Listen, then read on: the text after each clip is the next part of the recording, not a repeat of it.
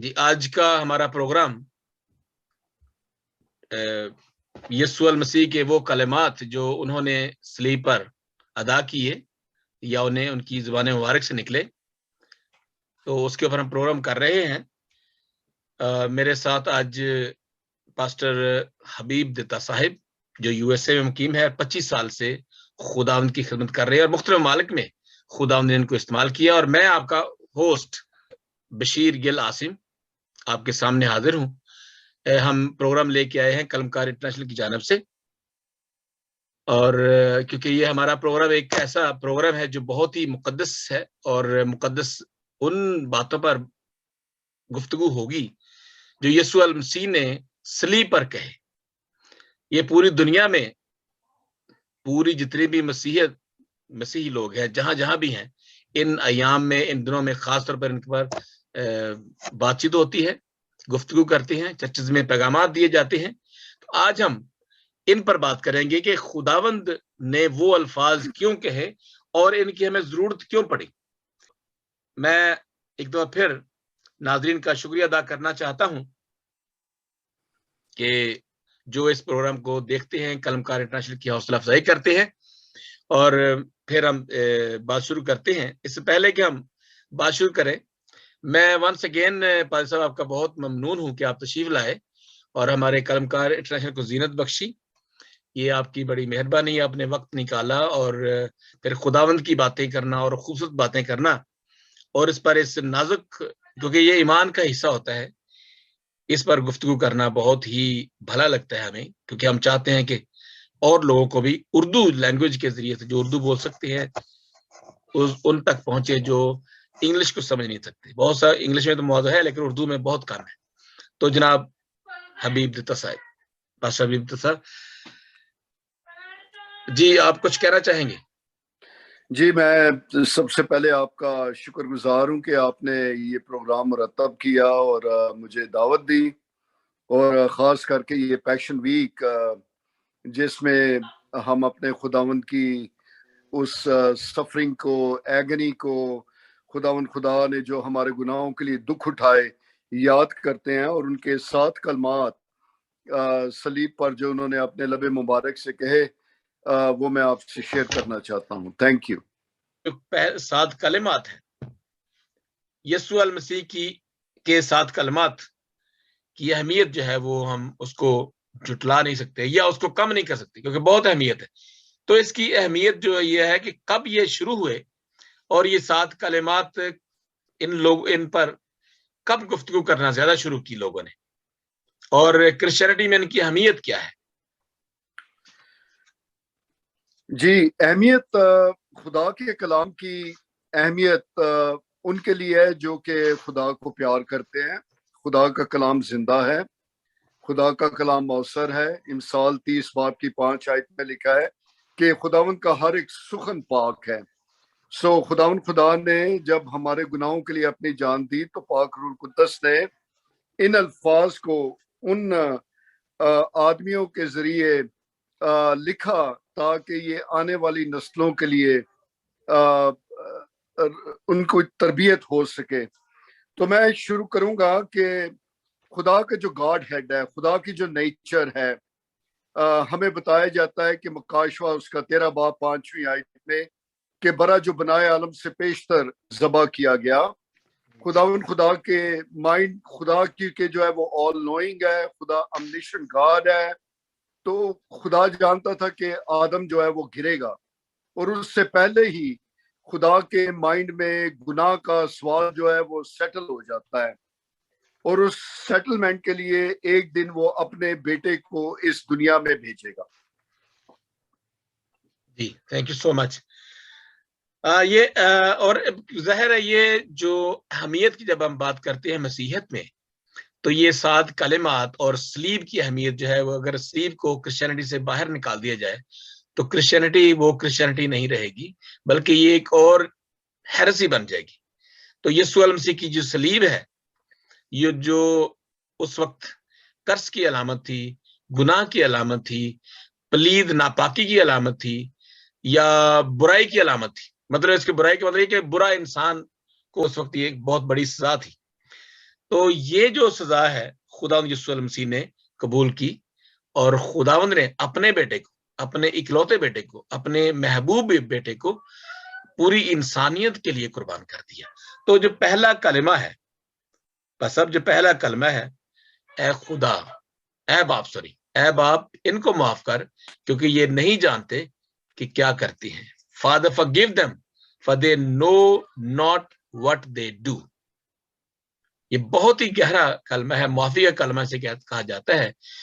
تو اس کے بارے میں آپ کیا کہیں گے سر؟ دیکھیے، جیسے کہ میں آپ کے ساتھ شیئر کر رہا تھا مکاشفہ 13:8 میں، لیکن جب ہم کتاب مقدس کی پہلی کتاب میں جاتے ہیں، پیدائش اس کا 3 باب اور اس کی 15ویں آیت، وہاں یوں لکھا ہے کہ میں تیرے اور عورت کے درمیان اور تیری نسل اور عورت کی نسل کے درمیان عداوت ڈالوں گا، وہ تیرے سر کو کچلے گا اور تو اس کی ایڑی پر کاٹے گا۔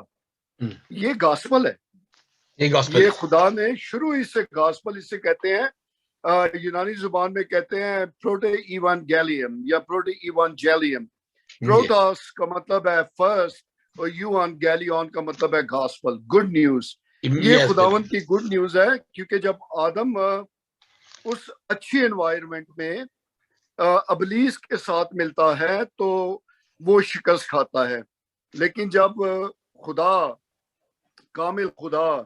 کامل انسان بن کر اس دنیا میں آتا ہے تو سیٹن کے ساتھ ہیڈ آن خداوند یسوع مسیح ملتے ہیں تو خداوند انہیں شکست دیتے ہیں۔ تو ہمیں شروع ہی سے بتایا گیا ہے کہ صلیب جو ہے یہ خدا کی ایکسپریشن آف لو ہے۔ جیسے کہ آپ کہہ رہے تھے کہ یہ ایک قرض تھی، جی ہاں، وہ تمام قرضیں خداوند نے اپنے اوپر لے لی، اور ہمیں بتایا گیا ہے کہ میں تیرے اور عورت کے درمیان، عورت جو ہے وہ بنی نوع انسان ہے، تیرے جو ہیں وہ ابلیس ہے، ان کے درمیان عداوت ڈالوں گا، وہ تیرے سر کو کچلے گا۔ اس نے خداوند یسوع مسیح نے اس کے سر کو کچل ڈالا ہے۔ ابھی بھی وہ پھنکارتا تو ہے لیکن دانت نکل چکے ہیں، دانت اس کے نکل چکے ہیں، اب وہ ڈس نہیں سکتا ہے، کیونکہ خداوند یسوع مسیح کے لہو کے باعث ہم بچائے جاتے ہیں۔ اور کہتا ہے کہ اور تو اس کی ایڑی پر کاٹے گا، یعنی کہ خداوند کے دکھ، خداوند نے جو تکلیفیں سہی ہیں۔ تو خدا ہمارے دیکھیں خدا باپ کی مرضی کو پورا کرنے کے لیے انہوں نے اپنے سفر کو شروع کیا اور گیتسیمنی باغ میں گئے۔ میں اس لیے تھوڑا سا پیچھے جا رہا ہوں تاکہ سننے والے اس بات کو سمجھ سکیں کہ خداوند یسوع مسیح نے اپنے باپ کی مرضی کو اپنی زندگی کے ہر پہلو میں پورا کیا ہے۔ اور 3 دفعہ ہمارے خداوند نے دعا کی کہ اگر ممکن ہو تو یہ پیالہ مجھ سے ٹل جائے، لیکن میری مرضی نہیں، تیری مرضی پوری ہو۔ اسی طرح ہمیں بھی یہی دعا کرنی چاہیے کہ جیسے ہمارے خداوند نے سکھائی کہ جس طرح تیری مرضی آسمان پر پوری ہوتی ہے، اسی طرح تیری مرضی ہماری زندگی میں بھی پوری ہو۔ خدا نے گیتسیمنی سے اپنے سفر کو شروع کیا، اور خداوند نے اپنے آپ کو خدا باپ کے ہاتھ میں سونپا، اور پھر اس کے بعد ہمیں بتایا گیا ہے کہ جافا جو دروازہ ہے یروشلم میں، وہاں سے جیسے خداوند ہمارے نکلتے ہیں تو سامنے گلگتھا یعنی کہ وہ کھوپڑی کی پہاڑی کے اوپر مصلوب کیے جاتے ہیں۔ اور اس سے پہلے دیکھیں کہ خداوند 6 ٹرائلز ہوتے ہیں خداوند کے لیے، 3 رومن 3 ریلیجس، اور 6 کے 6 ٹرائل جو تھے وہ انلیگل تھے۔ اس لیے انلیگل تھے کیونکہ رات کے ٹائم ہوئے تھے، دن کے ٹائم سین ہیڈرن جو ہے وہ نہیں ملتے، وہ رات کو نہیں ملتے بلکہ دن کو ملتے ہیں۔ اور جب ہمارے خداوند یسوع مسیح، لوکا کی انجیل میں ہمیں 7 کلمات بتائے گئے ہیں، 3 لوکا کی انجیل میں ہیں اور 3 یوحنا کی انجیل 19 باب میں ہے، لوکا 23 باب میں ہے، اور ایک جو ہے وہ یا آپ مرکز کی انجیل کر لیں یا متی کی انجیل کر لیں۔ تو آئیے لوکا کی انجیل میں چلتے ہیں، اس کے 23 باب اور اس کی 34ویں آیت میں یسوع نے کہا، لیکن اس سے پہلے کہ خداوند بولے، خدا 6 گھنٹے تک ہمارے خداوند صلیب پہ ٹنگے رہے۔ 9 سے لے کے 12 تک بنی نوع انسان کی تمام تر ذلت، تمام تر ان کی ہٹنگ، انہوں نے جو مذاق اڑایا اور وہ سہتے رہے۔ پھر 12 سے لے کے 3 بجے تک تمام روئے زمین کے اوپر اندھیرا چھا گیا، اور جب اندھیرا چھا گیا تو پھر ہمارے خداوند جو ہے وہ اپنے لب مبارک سے خدا کا بیٹا، جیسے کہ آپ شروع میں کہہ رہے تھے کہ وہ خدا کا پیارا بیٹا ہے، وہ خدا کا اکلوتا بیٹا ہے، وہ خدا کا عزیز بیٹا ہے۔ متی کی انجیل 3:17 میں یہ میرا پیارا بیٹا ہے جس سے میں خوش ہوں۔ یوحنا 3:16 میں خدا نے دنیا سے ایسی محبت رکھی کہ اس نے اپنا اکلوتا بیٹا، اور پھر ہمیں کلسیوں 3 باب کی 13ویں آیت میں بتایا گیا ہے کہ he delivered us from the darkness and brought us into the kingdom of his beloved son. آمین۔ His beloved son. اور انگریزی میں جب ہم اس خداوند کے مقدس کلام کو پڑھتے ہیں تو پہلا یوحنا پہلا باب اور اس کی 9ویں آیت میں کہتا ہے and the blood of Jesus Christ his son. Title son important. تو خداوند جو ہے وہ پہلا کلمہ بولتے ہیں، یسوع نے کہا اے باپ ان کو معاف کر کیونکہ یہ نہیں جانتے کہ کیا کرتے ہیں۔ اور یہ بات بالکل ٹھیک ہے کہ ہم نہیں جانتے کیا کرتے ہیں، کیونکہ چوری کا پانی میٹھا ہوتا ہے، خدا کے کلام میں لکھا ہے، اور گناہ کی لذت جو ہے وہ ہم سب نے چکھی ہوئی ہے۔ اسی لیے ہم نہیں جانتے کہ وہ کیا کرتے ہیں، کہ خدا نے اپنے کلام میں کہا کہ ہم سب نے گناہ کیا اور خدا کے جلال سے محروم ہے۔ صلیب، سب سے پہلے صلیب خدا کے کلام میں لکھا ہے، پہلا کرنتھیوں پہلا باب اور اس کی 18ویں آیت میں کہ صلیب کا پیغام تو ہلاک ہونے والوں کے نزدیک بے وقوفی ہے، لیکن ہم نجات پانے والوں کے لیے خدا کی قدرت ہے۔ آمین آمین۔ یہ صلیب جو ہے یہ قدرت ہے، صلیب جو ہے خداوند کی محبت کی علامت ہے۔ آمین۔ اسی لیے تو دیکھیں نہ ان کے اندر غصہ ہے، نہ ان کے اندر گرج ہے، نہ ان کے اندر کسی قسم کی حسد ہے، بلکہ اتنا دکھ سہنے کے باوجود کیونکہ وہ کامل خدا اور کامل انسان تھے، اسی لیے انہوں نے کہا کہ اے خدا انہیں معاف کر۔ بلکہ خدا کے کلام میں لکھا ہے کہ خدا نے اپنی محبت کی خوبی کو ہم پر کچھ اس طرح ظاہر کیا کہ جب ہم گنہگار ہی تھے تو عین وقت پر مسیح ہماری خاطر ہوا۔ آمین۔ عین وقت پر مسیح جو ہے وہ ہماری خاطر ہوا۔ سو معافی کے لیے، معافی جو ہے یہ محبت کا عمل ہے۔ کسی سے محبت کرنا اور اپنے ایکسپریشنز کو ظاہر نہ کرنا دوسرا نہیں جان سکتا کہ ہم ان سے محبت کرتے ہیں۔ مثال کے تھاٹ کمپلیٹ کر لوں، پھر آپ سوال کیجیے گا۔ تو مثال کے طور پہ خدا کہتے ہیں کہ میں نے تم سے ابدی محبت رکھی۔ خدا کی محبت ابدی ہے، خدا ابدی خدا ہے، ابدی خدا ہماری پناہ گاہ ہے اور ہمارے نیچے دائمی بازو ہے۔ تو یہ خدا جب ہم محبت کی بات کرتے ہیں تو خدا نے اپنی محبت میں ہمیں معاف کیا ہے۔ ہومو لگیو، یونانی زبان کا لفظ ہومو لگیو، ہومو مینز the same اور لگیو ٹو say، یعنی کہ خدا جو کچھ کہہ رہا ہے اس کے مطابق ہم نے کہنا ہے اور صاف کر۔ اسی لیے خدا کے کلام میں لکھا ہے کہ اگر ہم اپنے گناہوں کا اقرار کریں وہ ہمارے گناہوں کو معاف کرنے میں سچا اور عادل ہے، اور ہمیں تمام اور اس کے بیٹے یسوع مسیح کا لہو تمام گناہوں سے پاک کرتا ہے۔ پہلا یوحنا پہلے باب کی 9ویں آیت۔ سو خدا جو ہے وہ ہمیں معاف کر سکتا ہے۔ دیکھیے جب خداوند یسوع مسیح نے جب کہا کہ انہیں تو معاف کر تو وہ اس کے رحم کو ظاہر کرتا ہے۔ اصلی میں غنی خدا ہے، ابنڈنٹ ہے۔ غنی مین ابنڈنس، وہ معاف کرنے میں ابنڈنس ہے۔ اسی طرح اس کا فضل بھی معاف کرتا ہے۔ تو لیکن اس کی ہولینس جو ہے، آپ محبت کو ہولینس سے جدا نہیں کر سکتے پاسٹر صاحب۔ بالکل بالکل بالکل نہیں کر سکتے۔ ہولینس پہلے آتی ہے، محبت بعد میں ہے۔ بعد میں ہے۔ خدا محبت کیوں خدا نے اپنے بیٹے کو چھوڑا؟ کیونکہ ہولینس کے باعث، because he is holy God, we are unholy people, he is holy. تو خدا نے محبت جو ہے، رحم جو ہے وہ محبت جو ہے وہ رحم کی اپیل کر، خداوند نے وہ پنشمنٹ ہمارے لیے صحیح۔ اسی لیے رومیو 10 باب کی 9 آیت میں کہتا ہے کہ اگر تو اپنی زبان سے یسوع کے خداوند ہونے کا اقرار کرے اور اپنے دل سے ایمان لائے کہ خدا نے اسے مردوں میں سے جلایا تو تو نجات پائے۔ بالکل صحیح، تھینک یو سو مچ صاحب، بہت شکریہ۔ اچھا اس میں جو ہے کیونکہ یہ جو کلمہ پہلا کلمہ ہے معافی کا کلمہ ہے، کیونکہ ہم اس کے اوپر اب بہت اور بھی بات کریں گے، کیونکہ ایک ہی کلمے کے اوپر بہت بات ہو سکتی ہے گھنٹوں گھنٹے، اور بلکہ کتابیں کے اوپر، کیونکہ معافی جو ہے یسوع المسیح کے اندر معافی ہے، اس کے علاوہ معافی نہیں ہے۔ کسی اور نبی نے اس طرح سے، اس جرت سے، اس دلیری کے ساتھ یہ نہیں کہا کہ میں اپنی جان تمہارے لیے دیتا ہوں۔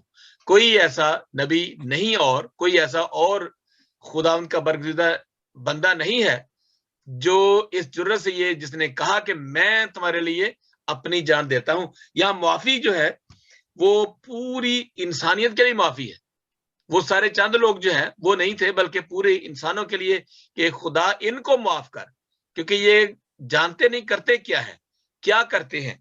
مطلب یہ سوال ہم آگے چلتے ہیں دوسرے پہ۔ دوسرا جو کلمہ ہے، آپ اس میں کچھ کہنا چاہتے ہیں؟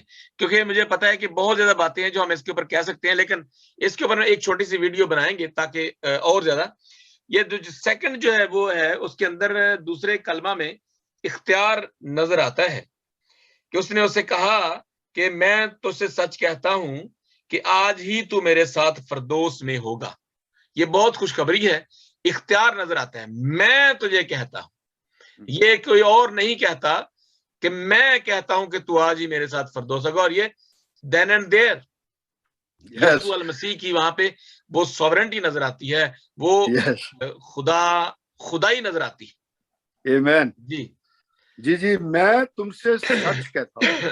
ہاں جی، دیکھیں خدا کے کلام میں خدا باپ نے کہا ہے کہ وہ حق ہے، خدا بیٹے نے کہا ہے کہ وہ سچائی ہے، روح القدس بھی 5 باب کی 6 آیت پہلا یوحنا میں کہتا ہے کہ روح القدس سچائی ہے، سچائی اور ہے۔ پھر خدا کا کلام جو ہے وہ سچائی ہے، تیرا کلام سچائی ہے، انہیں اپنے کلام سے مقدس کر۔ اور خداوند میں تم سے سچ کہتا ہوں کہ تو آج میرے ساتھ فردوس میں ہوگا۔ جیسے کہ آپ کہہ رہے تھے کہ یہ پوری بنی نوع انسان کے لیے، پوری دنیا کے لیے یہ پیغام معافی ہے، کیونکہ دنیا میں اور کوئی نام نہیں بخشا گیا، نہ آسمان کے تلے کوئی اور نام بخشے جس کے وسیلہ سے ہم نجات پائیں۔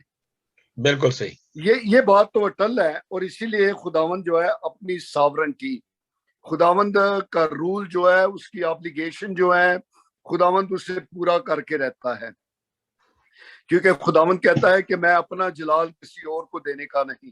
یہ خداوند کا جلال ظاہر کرتا ہے کہ تو آج ہی میرے ساتھ فردوس میں ہوگا۔ وہ گنہگار آدمی، کیونکہ ہم سب گنہگار ہیں، وہ گنہگار آدمی، ہم بچائے ہوئے گنہگار ہیں، وہ گنہگار آدمی جب خداوند کو کہتا ہے کہ جب تو اپنی بادشاہت میں آئی تو مجھے یاد کرنا، ٹھیک ہے نا؟ تو خداوند کہتا ہے تو آج ہی میرے ساتھ۔ دیکھیں خداوند خدا جو ہے، جب ہم لوکا کی انجیل اس کے 16 باب میں پڑھتے ہیں، اور 2 آدمیوں کے متعلق ہمیں بتایا گیا ہے، پہلا آدمی لازر ہے، 2 لازر ہے نا، ایک 12 باب میں یوحنا میں وہ مارتھا اور میری کا بھائی جو تھا، اور ایک یہ امیر لازر جو ہے جس کے میز کے نیچے جو ٹکڑے گرتے تھے تو لازر ان سے اپنے آپ کو سیر کرتا تھا یا کھاتا تھا۔ تو یہ لازر بھی ان کی کہانی میں، تو جب امیر آدمی مرتا ہے اور اس کے بعد غریب آدمی مر جاتا ہے تو ہمیں بتایا گیا ہے کہ وہ ابراہیم کی گود میں تھا۔ گود جو ہے وہ فردوس کو ظاہر کرتی ہے، بالکل فردوس کو ظاہر کرتی ہے۔ اور پھر خداوند یسوع مسیح، کیونکہ زبور 118 اور اس کی 17ویں آیت میں ہمیں بتایا گیا ہے کہ میں مروں گا نہیں، میں جیتا رہوں گا اور خداوند کے کاموں کا بیان کروں گا۔